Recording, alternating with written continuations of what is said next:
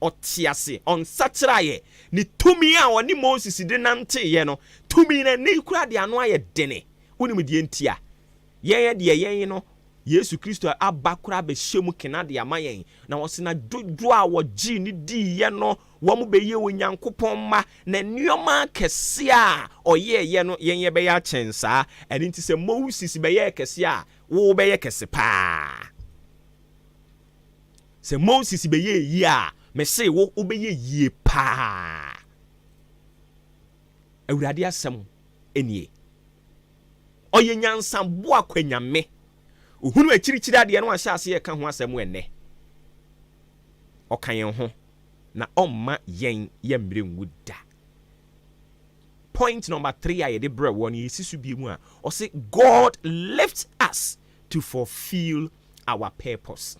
But aye bia awurade wode madasani bia wotie mi anopa yi ebebem se ememu a unwuda. Trust that God will equip you for the task ahead.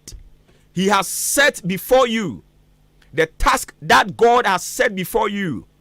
He will equip you. He will give you all the needed requisite skills, the power, the ability to be able to do. He doesn't call the equipped. He equips the called. God doesn't call the equipped, but he equips the called. He doesn't call the equipped. The ono feel say why ye, the ono feel so wa die nyina, the ono feel so no de na busua mu ye no. Omo nya omunti na awurade ba no pay, anopai ba ya ba ha no mo aye ni wudi nko nya omunti. Enye sa afo no ono no. Wawie sika no a wadi ama na fu hye no enye sa afo nti ne ba ye ba de ma wo mo a anope woto na ni ento obi anim he se sia mpokura me ne wo kasa yi wapia abonten se obi ka tero se kwan bi abie fa 1000 Ghana cedis bra na me mfa nye ye ne ma bi ma wa ebe ye den 1000 kra de me kwa anim dodo 500 cedis kra ebe ye den sa afo no na anope awurade asoma ye wo mo nchen enye ne ono no wo ne bank account o $30 billion o wo ho agum. God doesn't call the equipped. He calls to equipped. Erade ntire di mu nkire yen na onkan yen ho. Me point number 3 am de bre wo no Nyankopon ya adoma wo kina. Ye be san bo akwan mu na afi de other point na aka ni nyina e de abeka ho e de ama wo. The take home message ni say God is the lifter of man. God is the lifter of man. And the point 3 I de ko fie ni say God lifts us to fulfill our purpose. Ghana Nyankopon tine ni mu nkyerɛ wo. Oboba mi Nyankopon tine ni mu nkyerɛ wo no wonka ho. Oma wona semu ntiase ne nkyerɛkyerɛ mu nkwase.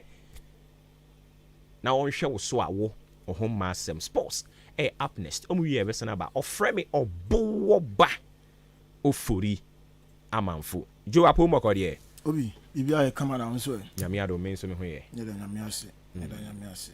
Sure. Ankupambo ama yen ye ni bi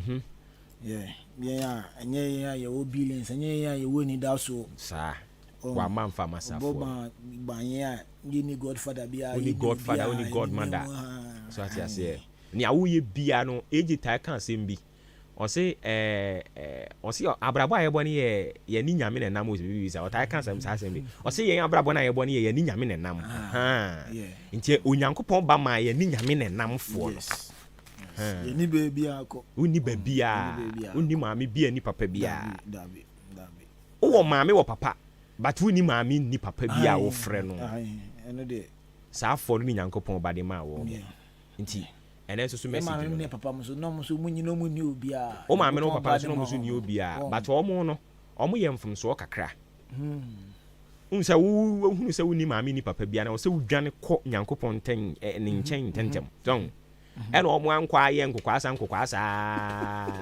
ebi and a transfer abayen so and a fin ye breaki barriers bi wa busua nim nse ha dwen but any je seven say ye be breaki na generation say be ba after yen no omo ba be enjoy sanity eno antina ye bri sem kenye no anka adesam ka wada jojo flag nka ada kata ho mpo na wada nke bisi so said your weather na tie no so mu say wo da obetimi ada time I sorry cry say o hwe time na say o sorry that time na minda kakranka ho ni be ba ho so no oh we abesoro na edin how much sorry a ding but onyame wo ho me no be so busy enti adwuma radio adwuma why ne be say how many years so me ko be say 16 years ni 17 I say eh ndo so la ho machin kwa 16 years enya sam kitwa ya sorry ahomachin me sha say sorry ahomachin was 2014 2014 I'm sure I say sorry ahomachin how many years in here and so still ahomachin bia me sorry ana me ho ye me ya edding papa but ebe ye mre yeah me kana makosi asemi so ko fo me no bi ana fofo pa na na ba ko fandu boni pa insane jot ni ade obobi ba kun so de o me asori de me ka asori o nti sana no ma we de menye ya no akotu ba ko na obo wi ni we no fo se nti ade ewu njai one day am so kono no bi san se nti wo de na o say mini mansion once me no let ya once ni mansion mini bibia once ni bibia nti na ade na menjai ja de mu na ba kan ho nti obi anya obi so ati na yi na mu sabet still na once o ya dia na wahwe eye enim on what ne wo hodum de ma say bia de na o ye no promises bi hodum ma na say bia ni da so bi wo enim ana wanya ne sa dia na otua so tutu no basa sa eti ma mi nya mo na mo nko ho na enra na yenya ne ntie se Boteman sports complex no yes o ma sha se de ya sorry enra sorry yes enra amanfo mutie ma ole no de nchirimu ne bai na mo se anya sorry universities for na mo ko no de sorry bus se ko hwan ne say hwan ne kan sa asem no oh I think say why is anti athletics venue officer or athletics me ba omo reporting ma hwan omo nyina venue officer any deputy director general Edman National Sports Authority Abdul Majid no venue officer ne we no hwan ye ntie no se venue officer no wo ho no e bia Abdul no de ono deputy director general ne say ana agise ye boss voice ne mo muti ansa o se enkrofo no ba ho se omo be space no na oma youth said your kan no na oma ba excursion wo ho na omo ani gye ho so mpese omo ye sports ne sa ne mane ma no peja wo omo gidie ne sa odode ma no so nti uba no be hu se aha no ye swimi aha ye se oh okay ani ma menyere me ho ne ne me ye menye. I said that was the proposal omo tro de bre won. Okay. I feel later no mo say inside one I saw omo boss a table hwan no. Omo de hwa dane sorry. Forget where omo ayi bia omo tro ba bia. Me can someone the deputy director can oh dear. So it means initially eti omo bisa na say ono so ya aware of ni akoso na say ono so ate we hunu video no. And omo frɛ guy na o tro proposal ne de baaye no say aden omo de hoye sorry asem a guy ne ka che ne say the harm has been caused already and the one e church was abro foforo no but I be say initially according to the letter is that National Sports Authority the letter is that omo ko ho no agro okru mu too much obi the point is that say ye yi sa we kura to nchen a sometimes enya bad o say be use that facility yeah, they hono ya sorry no bisa o enya bad me say Ghana de yenimu yen cause painters what for painters recently painters factories are no ho nyina ya ton ni nyina de ama sorry for de na eje wo Ghana ha say eno no ye aspect foforo won sase no but now that be now enti we hunu na ye de ho koye be a glow for Jesus near the nessa mimini de bia mpaibo near the hada ne mpaibo bia won say ukọ abrochi de won to omo ye bi wo hono the point is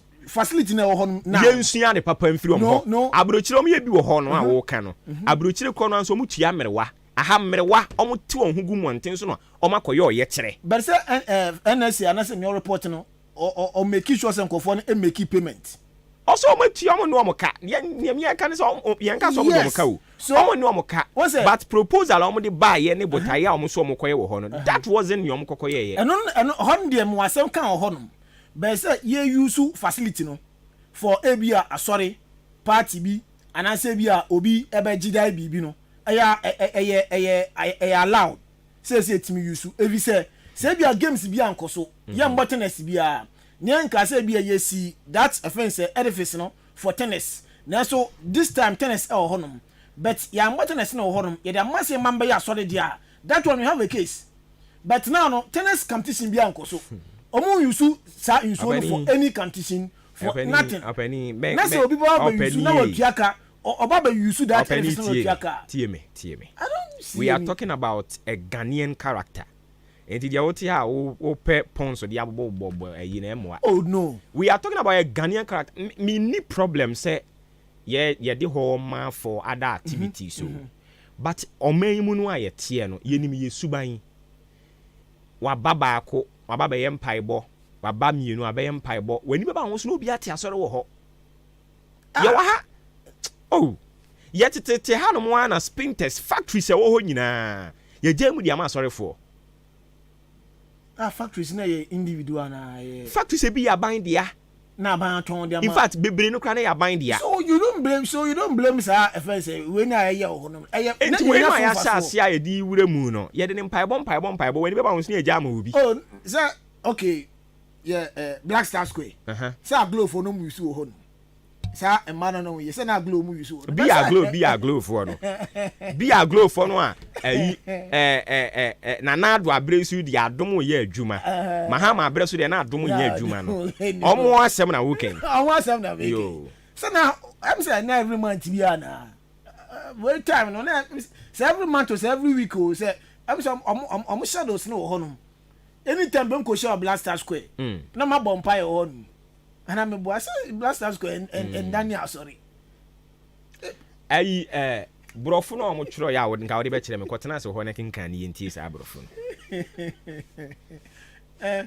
sometimes even NSA for se woko Cape Coast na me hu okay enti me pa cho me ba dia wo kan kan kosi sen ni em ka kosi ni say me what nya makan ni say they one day sa offense edifice wonum so mo ko ye for excursion senior early on udi kan ye so atiase but say airten na ye the collection box esi wonum na adjust esi ha na ye wo offense keyboard e wo hanum na mo bo ye you so for preach waje the correction owi a o matete mo ko de that one me I don't know say sa no mo ko ye na say sa report ni sa report on ko mampanifu ana if sanya data me etie brofo na mo that if sanya that if sanya sa report no on the command that one I have problem or sa report no say who ko use Ahenkan FM for ABA news but GMT na sports na mabe no manya sports na me bo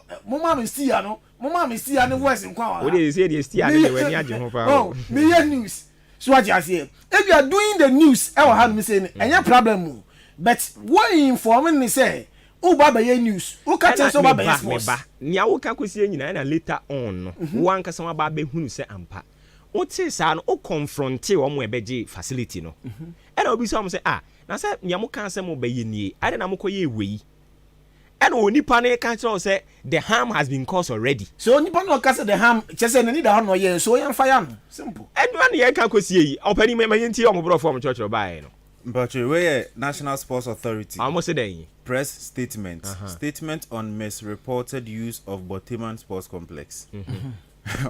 Say, our attention has been drawn to a tweet shared by Fentu Tahiru suggesting that the newly constructed Boteman Sports Complex was handed out for a church program. We wish to categorically deny these reports and set the record straight based on the facts. A letter sent to us stated that the SRC of the University of Ghana, University of Professional Studies, Valley View University, and other institutions requested a special visitation to the Boteman Sports Complex as part of a tour of the newest attraction in Accra. They intended to tour the facilities at the venue. A church was supposed to provide transportation for the students, and subsequently, a deputy minister was scheduled to give them a lecture on leadership. Therefore, they were granted access to the hall for this purpose. On the day of the visit, the facility had just hosted a 2-day badminton competition, and the equipment was still in place. The students entered the hall and sat down for the lecture from the deputy minister, who had not yet arrived. As the venue manager, I was present at the facility and noticed a church banner in the hall. The explanation provided was that the church facilitated the trip. Hence, the presence of the banners. It is important to note that there were many Muslim students in attendance, some of whom were wearing hijab. Enti yanya ne den. Enti opeso chirem say somebody are sorry Muslim students na nom ye. Uko ene ukua that time I go school no. Worship. Na ye ne nuanom Muslim fo nyina akọ worship. Ana no mo ngba bi. Oh but Obi what? Ye ne ala asa nyina akọ worship. Enti what is the basis of release we am the Bible? Another point. What point? Another point. Point near there. The point is that me brofo no kind no. The question na me bisa now ne say ono na yentie no ana ne boss no a report the man na yentie no. Because issue nankasa starting on anything funny be crab because say omo nya aware some the whole ya sorry until say bawa majid ne be but meba asori ne yeden do we so omo ya sorry saying say but they want there one say me ntwama no say omo the whole ya sorry kana na enye boni o because one say botima honom no won eye facility kese a omo facilities ehihye mti say bia table tennis dome ene handball court once a handball no pool no mo no mutimi peja nti so mo peja pool na sabe bia pool ni space but and I make say me so say dey baby say dey ya sorry me ni problem but the Ghanaian character na me minimum no okay ya dia ma omo baako ya dia ma omo mienu weni ba ho so no na revival na ekoso ho no my point is that do they really omo a church omo ya sorry e wo ho no maybe I'm can you based on deputy director. Some can my body din. It is also me can some to so my body din deputy director general National Sports Authority. And I can want here. Abdul Majid Sports Authority for an answer release me. Majid Bawa. Well, signed by Majid Bawa, venue manager Botima Sports Complex. I'm referring to deputy director general. I was some person voice of NSA National Sports Authority. Yes, now my point is that this is I mean from the NSA. Majid Bawa. Into one in the power of this is the point. When you can and you say be whatever no kukuru make a penny voice na be boni sisi ya mamati. O de mati. Cause we whoever but argument I argue cry na kokusi saying because you nyina adwene ye pese ye the whole ya sorry any problem but the issue is one nkofo amo ba beji facility ne ka kire mo se ye de koye later na mo hu se omo no omo ye no atra a wahu e na wo so wa confront no o confront no or say the harm has been caused already the American these are names some kan you to say yeah they harm has been caused na oma trespass why a omba beji we know a na mo panish won but one say e honum na mensument ya so no because so say omo ka kire say harm no de omo call say we dada omo ajetun some dey sorry but release we mu nsem no so kire say omo anya asori ho na mum that release for the why PR work that now this is a PR work yes the release is the release PR work there the release is the release we a PR work well PR work I don't is know. So there is part of it you have to massage the koko sunya we be hunu enti and you forget to why but ono no panina no mu asem when Jesus Christ da but see nyina agini di enti na agini di no ya jonko nanum asem a yem yenu nyina beto se o Bible nim na ye de adwuma enti opani nanum asem na ye de adwuma sisi ya o enye release ya akokɔ pɛ ba bia tena wa massage wes atwura ba bontin ye bɛbɔ voice no wa ha nti wo de mo nto aso me ba okay na no pɛ ye to aso ama ye da goodie mu nsɛm ɛna ɛsɔ so ɛde ama wa bra ɔkɔfi ɔpɔ Boba say, the coffee break no nko na mu nko pep voice aba no na se gusu ete eye nkonya so a e da gudie mu nsem enso Asia ene ano pe me fasida e ma eye Jubilee Hospital o ma so ye na sen kokure de sagongon asan agba sikatu mo da gudie mu nsem no bro de tene se nyoma enko obodi ni mu wa think na no pe say yes ya robi ehye ho a fa bedan Jubilee Hospital na fa yenhwe na yaro wanyina no yentu ase one time emfa ma outpatient service no eye adwuma edema we no oba eneya na wasan wachi akọ eneya sanso na inpatient service no aba eno so no eboa wabra onso no utues ka kuma bi na afi wada private room na afi public room honom na waje ayaresa sanso na laboratory no ho lab bia bi ebi yeye bi ewo Jubilee Hospital pharmacy no enso ho eno ntine upadro bia bi ato anom de asa ho yare a bepiem Jubilee Hospital ye pharmacy name na yemboa antenatal care ho ANC we eko ede ama apemfo no eno ntino wafa nyinsen na se unyo ho bi enso ade fa ho a yesi bre na fi yenhwe enso sa hono no one time emfa ma postnatal care enso aba we eye mo ama wo wie no awofo na ma wo wie no mo nkwala no omunyi mu no enkoye yesi mo mbra na fi mmagin kyerɛkyerɛ na mo ba no omunyi engina brane ahodin mu na bibia enko kama emfa ema mo theater no enso aba surgeries any operation ye no Jubilee Hospital ede ama maternity hold ma apemfo ultrasound na fei eye electrocardiogram machine no enso aba we no scan bia bi ibetwa bi ede ama apemfo mamanya prostate mamo junso yare no ba na Africa scan kama enso ede ama mo African unit no enso ho bibi etetel yare bi adwetworobo asem bi akyehye ho unhu babi a ode fa unhu onuakora o ka ho asem ede akyere na fa be na council unit na fo no mbedi nkomo na omonhwe encancel kama na so ha no ekyire ni fie enso enye din wani ohwa dia unhu ene ye wa eye clinic honom wani yare nyane de behwe asa atuase one time ede ama o sen eye cholesterol wani enje ho o sen ene kaka na etete wo o pese polish o sen o pese utu sen a nyane bepiem Jubilee Hospital your dental clinic honoma ebehwe ede asa osinya renyina enso ede ama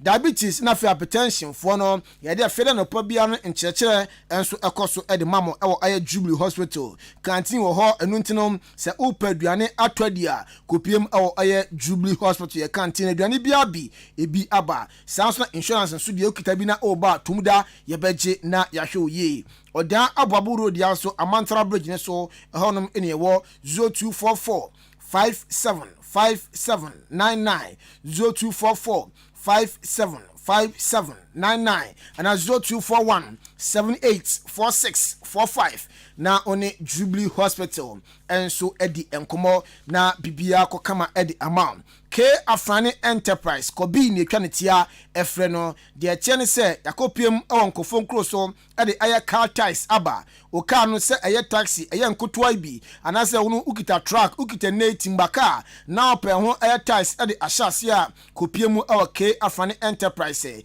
na yema bi na to papa se ne bo so form afa went cables we no yade atimafo na mo use eno na ya mo de chichi timbers na empa enhwe afa hooks ebi aba shackles ni nyina no timbaka afo no de amode ne de bi aba mo magi bi na mo ntoe na bibia nko kama emfa emamo sa enso na transformer oil ye de bi aba ma mo ye fridge aya repellers mo nso mo ye warders na mo bra na fe mo magi mo oil ni bi na mo fa engu mo machines ne emu odan na fe aboabo asani road ya so na obehu yen se ufi aya aboabo hanum ekodia na se wo nsa benkum so na se ansa na abedu Akimse University no obehu yen ho so ofi asana so na oba na se wo nsa ni fa so eno no oba pa Akimse University no kakra na afi wahu yen enso ho upenchirima asimidie ya 0537 997 412 0537 997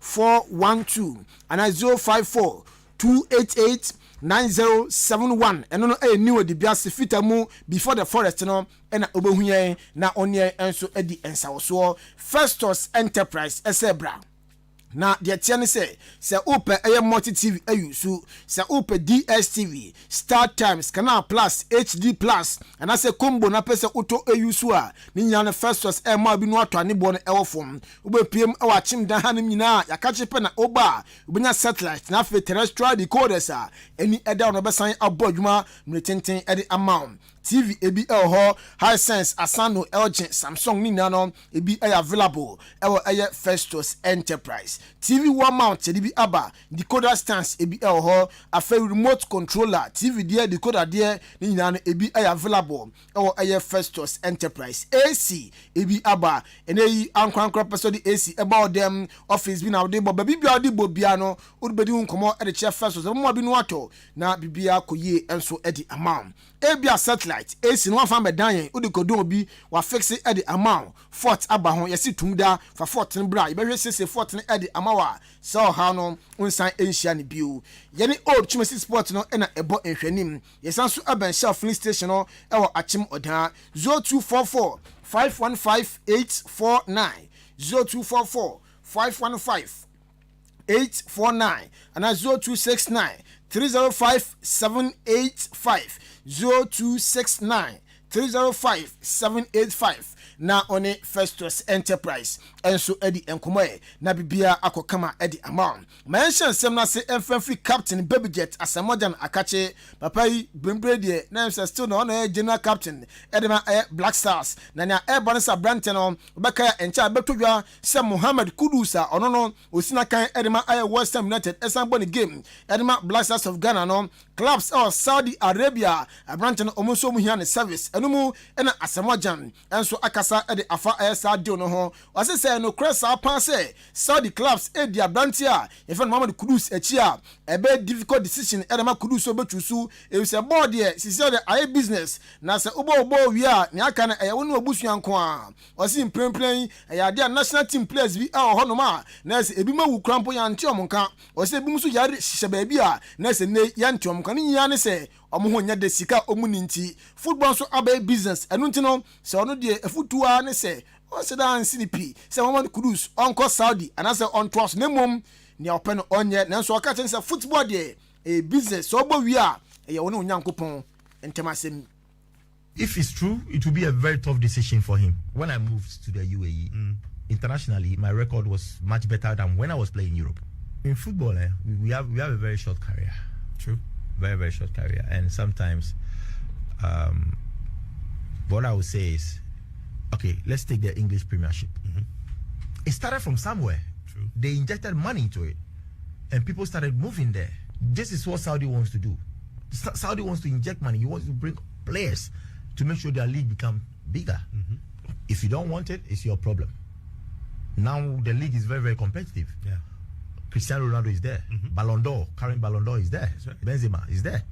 You know, everybody, Neymar, everybody is there. Talking about the whole aspect, like football career. In Ghana, sometimes it's sad. I hear about some great footballers who are dead, but people don't know. Their families take care of them, their funeral and everything. There are a lot of players in this country who are dead that people don't know, who are going through a lot that people don't know. Where are the people? At the end of the day, it's your family. We Asamajan efutua watu ama Muhammad Kudus say Saudi clubs no mo pano no we futu kakra ono so odi ama no Asamajan offense one ma unim se enche ya dia ni games watu ni din say all original games no enso ya dia eba so ebopin ebisa ne say e de be ne ba ni trim ti a odi sa all original games no enso eba so no na ochemo osisa die we onya no be say 10 years ago say obeboama sports Ghana enso afon tumapa. The idea came like 10 years ago or even more, but I always say 10 years ago because, you know, when I became the Asamoah Gyan people know. Sometimes I go to places and then somebody can just see you and say, oh, me school, no, me Janipa. I was an athlete. I was the fastest guy. Somebody said I was the football player. And then when you see them, you feel like, okay, these guys are done. They didn't continue. They didn't pursue because of the help they didn't get. So it is something I've been witnessing every time. So I just started planning something. So we got to this time and I was like, okay, I want to try and help develop sports in Ghana, not in terms of only football, but something beyond football. So that is how I came with a plan. But to execute it was a bit of problem. So I was just contemplating till Original Games came and then they were trying to do something similar. So I chipped in my idea and then they were like, okay, yours is better. So that was how everything came about.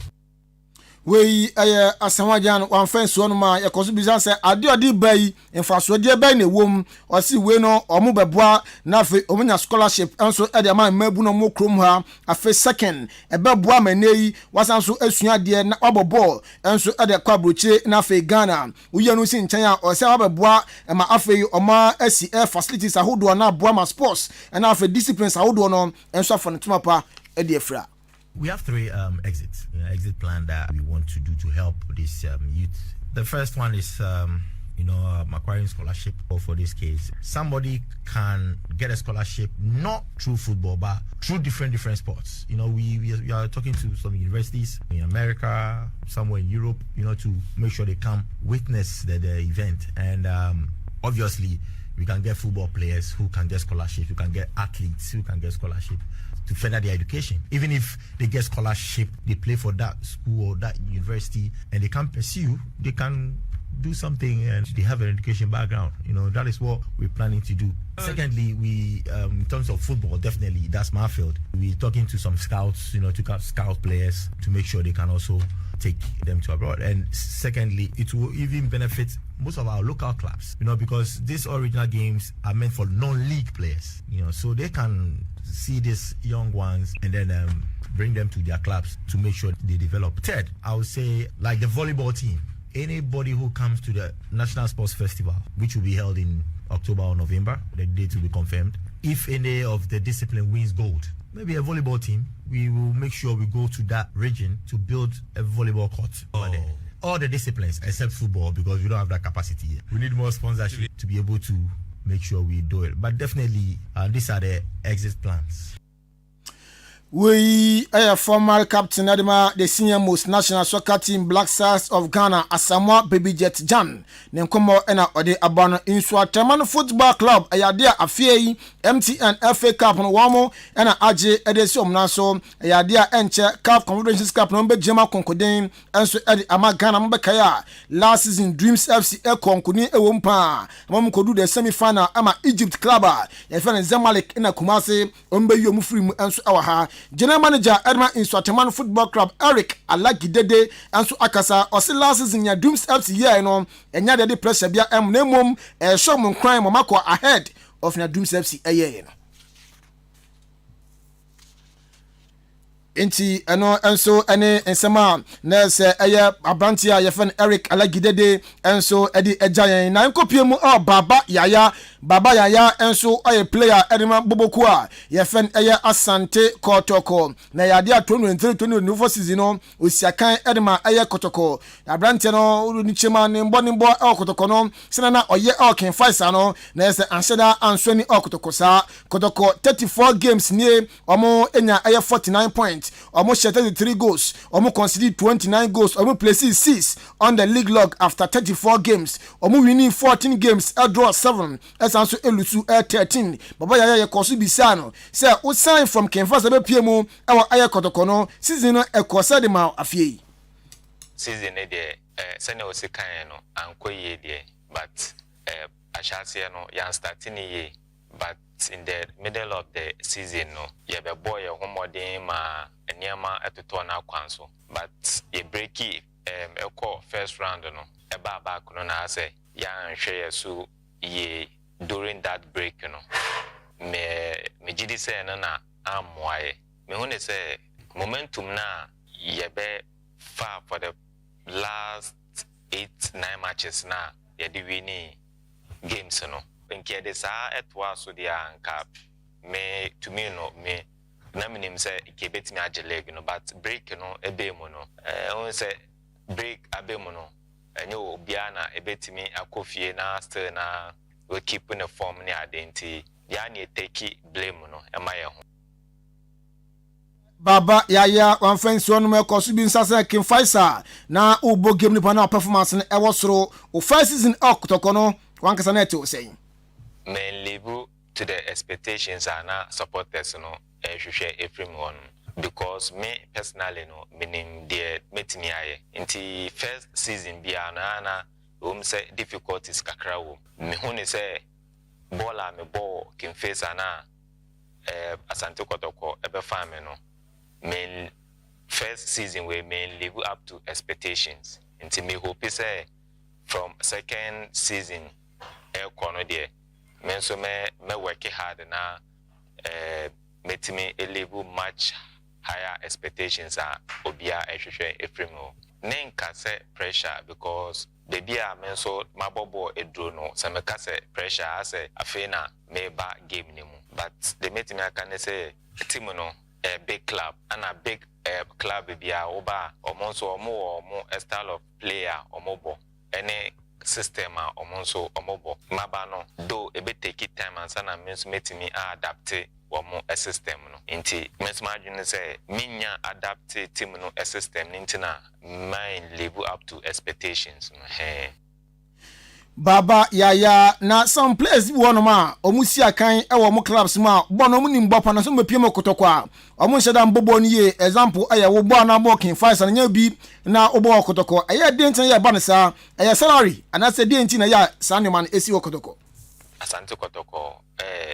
one of the biggest club in Africa enti say obi wono ma of team bi eba hase ya ebia oye champion or that team ni mu but oba hase na most of times no more na relax say eba no aketua semni treatment semndia is one of the best I've ever seen nti say o ka say aketua semni treatment semndia ene de enye but me hu ne say more na omoba omo relax me kura me kan obi because senior na mio King Faisal no aha say no me ntimi anye ne sa nti me so me dey blame ebe ma me ho say me so men live up to much expectations am for sure we aye Baba yaya Asante Kotoko aye player nkomo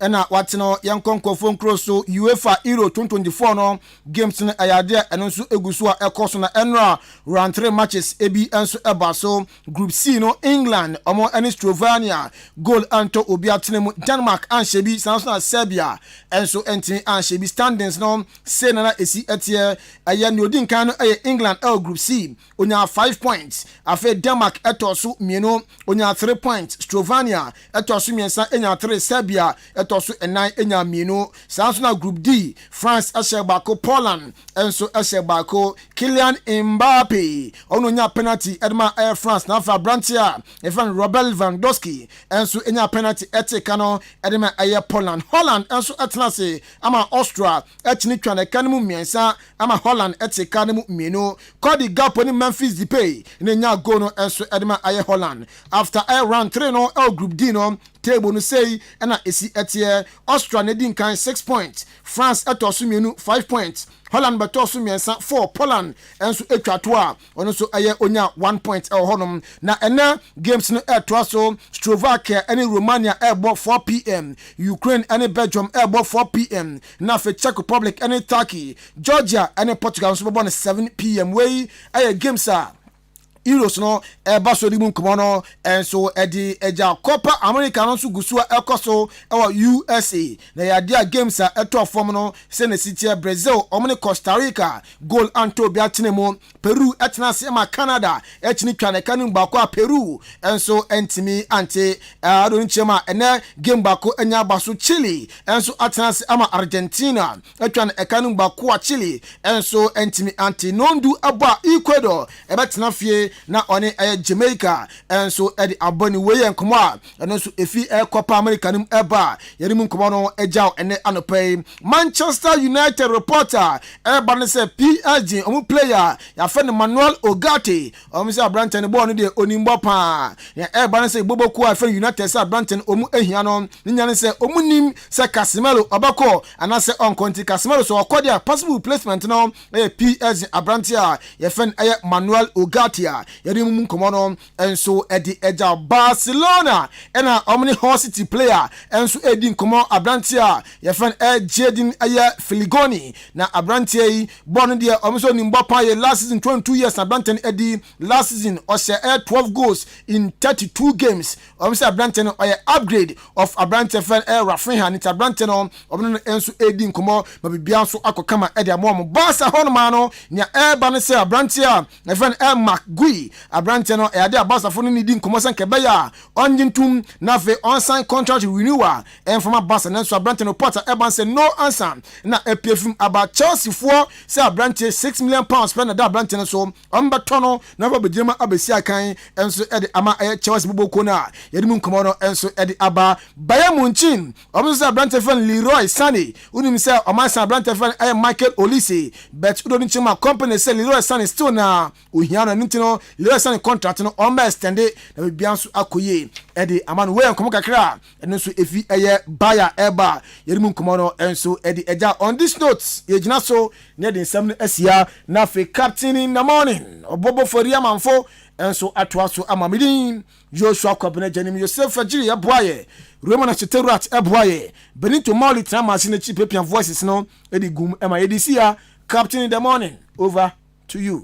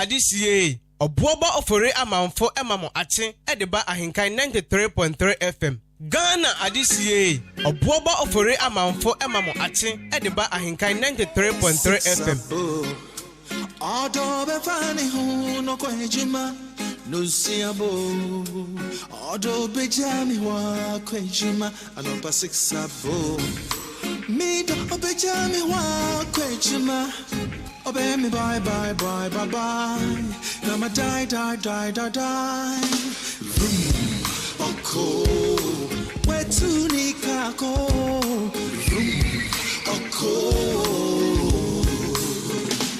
All day I go far, me say we back on farm me cool, and ya me cool. Me do. All day I go far, me say we go to farm me cool, and ya me cool. Say dear me tiabo boy me tremble. Me to part the guy say you my a prisoner of time. Oh, all the saints who went away. Every single job me hokoi. Every journey slowly. Since I touch it in until. Oh, honey. Yam faster than confirm the sports team. Joshua Kwabena Ejini Kofi Ejiri Ben Mauli. And here we see Ankaye Kahun in an pay. Yadoma Sibibre bringing us up to speed. Detail. I go Pramani so. Yet was so the amount checking your time. Some 58 minutes after 7 a.m. Marchi. And only made in the dinner frame or Boba. Ofuri Amam for 6 Abu.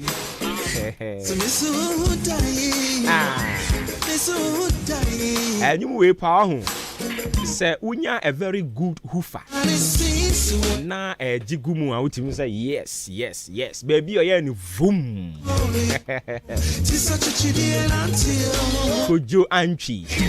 Oh, it's too much. Ghana adisiye oboba ofore amamfo emamo atin ediba ahenkan 93.3 FM. I cannot breathe, can't find nobody to hold. Body to hold. 'Cause I remember the things that you do. And of course, we will definitely switch to the brighter side of life. We will celebrate with them. And in Tienra, the belated birthday and confirm George Hemevo. And I feel Richmond change edu. Yamamuna belated birthday. And we do ne. Piano the quite chirica cramame. If I met this have boom. So a glorious happy birthday going out to you, Madame Jemima Kwansa. Hey, Mommy, we life. It's a woman in I'm saying, can show some of happy birthday. And also to you, Davis, Hudson Davis. Happy birthday going out to you, Vera Konedu. Emmanuel Ajua Jesiwa Mariama Richard Amoakon Grace Ago Bawuni Akosia Adepa. Happy birthday and confirm Akosia Adepa. Hey, Adepa no. Obi say ain't you wo hwe wo ba Akosia Adepa. Ye frame Akosia Adepa papa bi. Grace Ago Bawuni or say Ago Bawose. Oh, I feel Adepa. Evangelist Aja, happy birthday going out to you. Avalon Pa Jackson, happy birthday going out to you. Esther Lafol. And then the final one, me and Kasami Madam Linda Ampa of Ghana's most beautiful. Happy birthday going out to you. And I go see Adepa. And a birthday no say anything.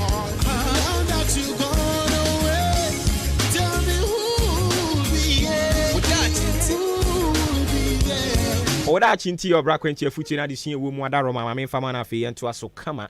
Bro focus say trust that everything is working out for your highest good. Trust that everything is working out for your highest good. Bibia ekosu bia no onyankopon nimnia oye. Momi yenya abotrem fama no wate. Mesre mo mikromfo Ghana fo. Moma yem pepere ye ho nkotuma mpomrika. Mpanin se ufiti prekope epo sia etu moja. Dia woye bia enyamu abotre. Minim se duru bia na emu odin. Ekomo eya o. Ekomo eya nti duru bia ya na emu odin de. Nanso anopai awurade nam yenso ne wo kasa. Ose yen kan kire wo sa wo da chinti. Enema a wo ye nyina no. Oye se ne be ya ebisi wo yie. Nia wode wo nam mu ni nyina no. Eye ekwan bi a ewo sa wo nantim. Enti nya abotre nante sa kwan ni mu. Nante a wo nantimu no. Ode tira wo niema bi. Se ne be ya yedie ne ba. Ubehunu kwan a befa so a obekura. Na watoto ni yi na esu aba mfaso e de ama wo ene wasefo ene ntimu mi nya gidie awurade okura yemu na okura yemu so okode ne mma obebo yen ho ban iduru bebi emu aye den pa no a obebam na wabekire ni tumi adi oda chinti ni awo ye yire ho na ye wate nanya gidie se adwuma yi a wo sori anopa no abetena ha wo ye no onye ne kwa wu adwuma no a wo sori anopa no atunsu onyu agu su no akwakotena ho a wo ye no onye ne kwa aware mu a wo emu nye nanso wo se be man ono ana mene ni bewu sene atie bia na busuafo person ka megya na nko ye mobo nanso me se mehunu ne daachi enye ne nipa hunu ne sisi ya no ani nti aware ne memia mani na mene no yaka yeti apam ho sansem panin se baanu so a emia abusua mi nya aware no omo pese megya na be ma ne ye mobo omo pese megya na me ankasa kra me ye mobo nanso nya de a megya minimum se enne ne munye otene be ye.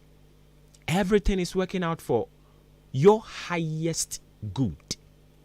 Nya botre fama awurade ni awo ye no yire ho ye nkakra kra ebefa why akaka kra bi mama Esther ne nwomo no na awurade apagya ne nsa ode birikuma bi ode be hye ne ho anuonyam amane bia ni wono mo e ba bebu nkama fa wo so o haw bia nso ni wono mo eni awieye awurade di birikuma bi ode be hye ne ho anuonyam. Trust that everything is working out for your highest good.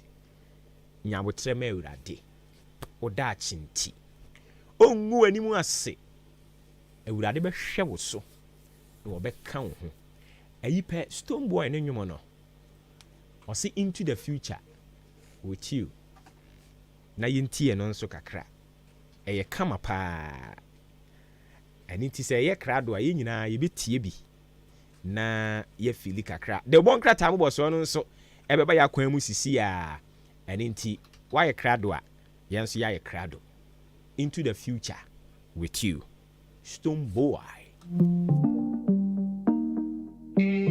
Ghana adisiye oboba ofore amamfo amamachin ediba ahenkan 93.3 FM. Into the future with you, I'm not gonna leave you at the end of the road. Give me your love and you know it's safe. Baby, never listen to what them say. Into the future with you, I'm not gonna leave you at the end of the road. Give me your love and you know it's safe. Baby, never listen to what them say. Me give her something with the sweet and ginger. She never get it mad and see. Cause she come here every man. He say she tired of the mac and cheese. One thing more of the geezer. But I want time touch and she already fainting. I left time with the participating. She never know what I'm anticipating. The mission is her heart for the taking. Me I watch you long time. I dey see you for dream. You know be one time. Baby I want to go into the future with you. I'm not gonna leave you at the end of the road. Give me your love and you know it's safe. Baby never listen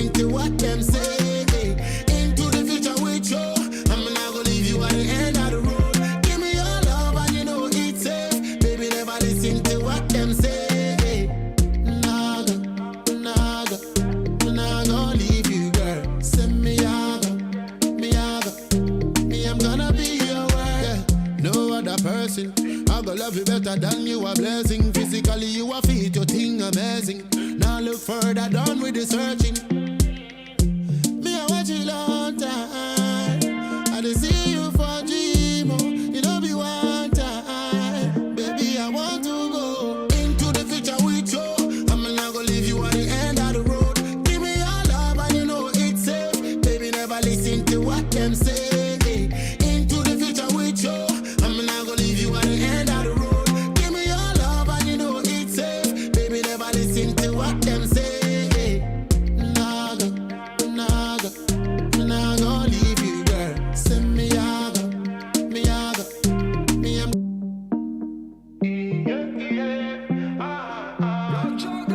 Okay.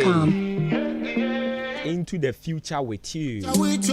And watch it, you come at the mind. Me pacho, ye bebe fi hanama feed the one crat ambo son so. Ye de atwa jumedi so at the amawo. Ebrone coin into yense bredo dono. Ye beko street na fee. Ye di muama ne bono, the one crat ano. Ye di amount ewu ifia enemo na.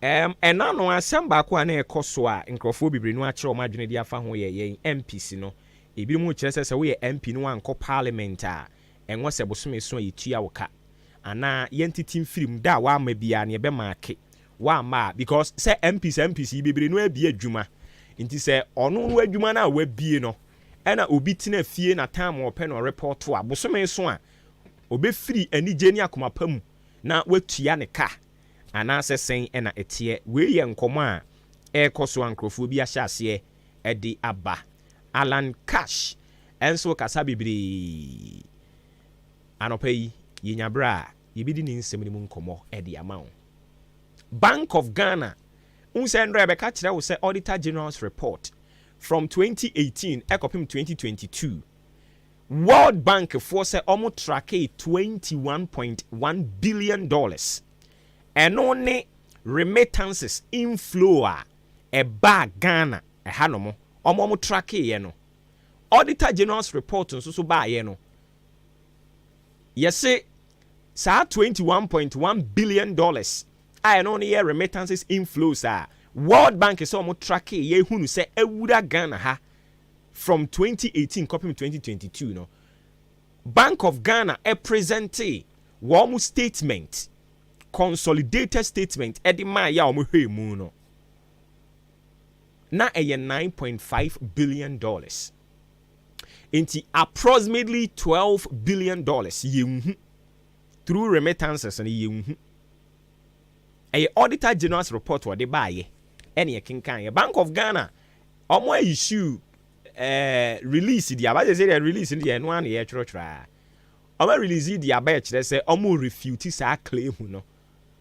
And I'm saying claim benya Auditor General ni claim no ana say ni ayenye kan wa ha no anyways before mama chi an pay ya jemoso na mumpomwe nyame adom monso boko ya de radiase nti ebro ne kodada nti madaro mama mi enko na yiwia ye hwe de bia ya de aka befa anapa na wotwe abapa minute du yema atiefo ni na chema makwaba de ba Ahenkan 93.3 FM so de obonka tado abadwa so na poso ne asi adwa no peyi a ye de ba abesom mimidin edikwaku enin kusi bu adumene adwempa hene kofi mensa ene de obokra ta na poso no eba abesom ene nipa studio ni din eda so ene ne ewo no nanso oyesaman akuafra kuma ne studio ene etie bekeka enkrata no edi akireo na diamde sha say daily guide the rubokrata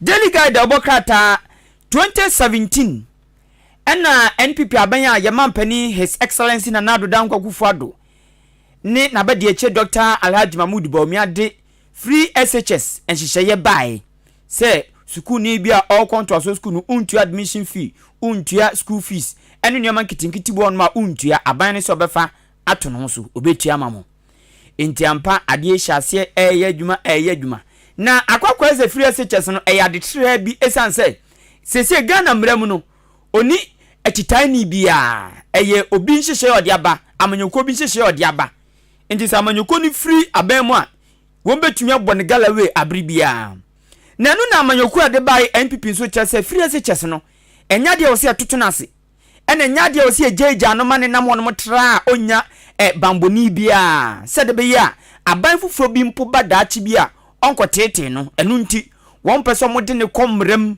na yenya akitani Ghana mra bi de bon ho ban sɛ de bi obi ba otumi medi ne ho agro keke anze na obedi ne ho agro no atwa fa mra no so enti wo kɔ fa mra no so onfa na ho gon so enti wo mo pɛ sɛ mo de free SHS bill ekɔ mraship de fie na won mo ade akɔ na no na dom kase wo mraship de fie a wo ma ban na de free SHS by NPP amanyoku no majority wo mo kyerɛ sɛ dom kuma no ɛyɛ NDC fo no asa bill na mo mfo aso waze omu chibe no kokokokokokoko womo pese on be sa de na ma free SHS no enti owura afenyo marking ene ya kasa asem weyi e wo daily guide obokra tanim ene anopi ne banner caption de ode ba kase pa eno no me toa so a me da so wo aban mu ye mampani his excellency Nana Dangwa Akufo-Addo ne amamefo na papafo bi ahia atwamfoni fefe fete se de yakọ asori apon ye yimfoni wa abre ekoto akoda bi din na asema ya twato wo mo nkyɛn ne sɛ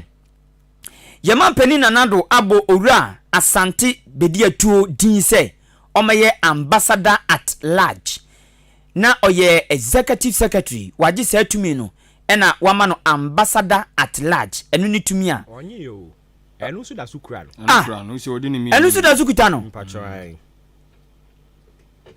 ei wo fire man mpani se bia ye twa na kaba me kwa mo avoid fitani me go nim enti wo sabre nkani o se wo kon so ye spine na ne bia o fa ka bia so no mo nya na ala na mi siesie ha enti obo ha oba Ghana o executive secretary ofri Ghana o ye ambassador at large sa ambassador at large de entena fa ko baby a opi bia betumi atena office bi otumi wura o ye embassy bia otumi wura ei today daily men no masa on wanya men no we have the men daily guide amane bo a wode ba ye eno no enti me komanim daily guide amane na mu suafo na hwenkutanwodie so communications minister achimudade she people a odi MP ewo Ablekuma o central na north ono ho ne central Ablekuma central onimnyafo Esla Owusu Ekuful mami yesi post office ahodo ma akoma kwa aduonum 25 kwako peja womu ebobrim na womu nyama ofam kwako pejam amesisi o madu standard level a ehwo asem daily guide obokrata no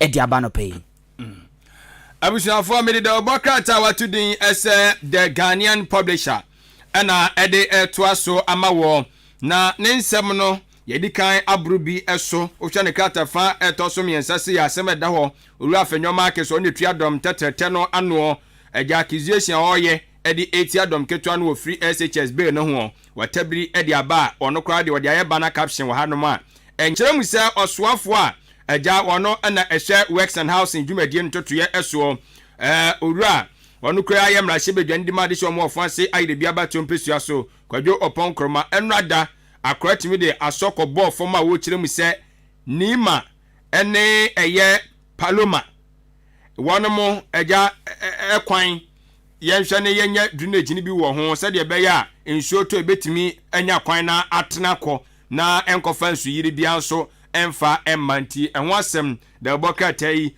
enso so edi aba ewo ha enya asem ketwa na owie ye no ono ochem se minerals commission for wo mo che se opiem ewo eye bolia wono mra hye bedwani wono so so keka nsem bia sebisem mpradua eni nyina so na nsam na wo ka no wo ka edigu eye osoafo na hwensase na obade ne mapa ewo emu ene eso wono no wo ka nsem digu ni so na so minerals commission chem se asem bia bole MP obeka bia no enya no krema Ghana fo ntie na omu chem se eya agudie bi hu senkaye na apiem ewo ho an yes community mining ni bi na enam so mabasabasa bi asi enaja bole mrahye bedwani no kyeremu se yemfa ho sobuodi nyina emo lands minister na minerals commission for so defend lands minister wa hanoma enye asem ketwa kura wode Ghana man panyine abede kyire ɔno kura yɛ frankatuni ɛde ma ɔso kokluko amanyɔko new patriotic party owura ɛyɛ Mahamadu Bawumia na ɛgya watwerɛ soro hɔnom sɛ poor Mahmood ɛna asɛm na ɔde aba no ɔkyerɛ mu sɛ de awerɛhosɛm a ɛwɔ hɔ ɛde ɛma ɔpanyin n'ani agye na ɔpɛ sɛ ɔkyerɛ sɛ ni ɔhwɛ mfonyin so ɔpanyin ne sere nanso so ɔkyerɛ mu sɛ ɛnze bi wɔ hɔnom a ɛyɛ awerɛhosɛm ti ɔpɛ deɛ nti a the Ghanaian publisher de nsɛm yi nam a wode ɛtɔ de ɛbɔ krataa no bi na agye nsɛm mu kyerɛkyerɛ mu ɛwɔ ɛyɛ ne krataa fa ɛtɔ so 9 the Ghanaian publisher nsɛm awodɔ de nam ɛno no deɛ mede toa so ɛyɛ the Chronicle de ɛbɔ krataa the Chronicle de ɛbɔ krataa de soafo hwɛ Ghana anyinam ahoɔden so energy minister onumunyafo Matthew Opoku Prempe aka Napo na nasema de aba na mo kyerɛ sɛ Dr. Bawumia pe running mate ɛho nsɛm sɛ tie nie emu ebuga ɛkɔ so no ebuga pa ɛkɔ so no ɛnya buga ketwa ɛne ɛho nsɛm bebree besi nei running mate no yehu no na ɛno na wɔ krate bɔ amane sɛ nhwehwɛmu ekuo bi a wɔn mu ɔden pa wɔn yɛ nhwehwɛmu wɔn ayɛ nhwehwɛmu ekonomi maako mmiɛnsa nhwehwɛmu na ayɛ no deɛ ɛda di ni sɛ owura Matthew Opoku Prempe wɔn ma ɛpresom bɛ running mate ama Dr. Bawumia no ɔno ɛna ehura di kan nhwehwɛmu mmiɛnsa a ekuo afra ayɛ nyinaa no